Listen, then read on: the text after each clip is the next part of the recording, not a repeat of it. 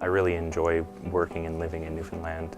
It's a very different experience from anywhere else that I've lived. I'm originally from British Columbia, and I came to Newfoundland in large part of all of the infrastructure that was here related to ocean research.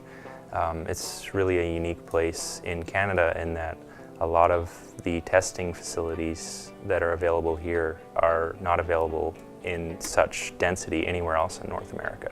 I finished my master's work here, and after that I was looking for other opportunities, and so the RDC funding made it very attractive for me to stay here.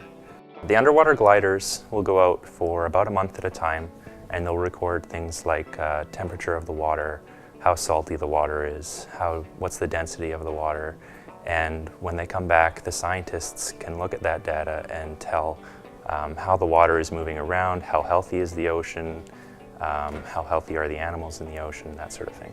Working with underwater vehicles has been something that I've been interested in for the past 5 or 6 years, and to work on underwater navigation with the vehicles is a bit of a dream job.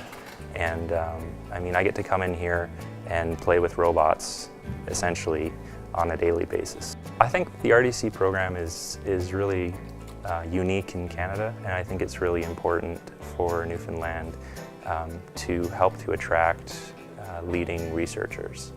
You know, I think they're doing a really great thing, and I hope they keep the program alive for a long time.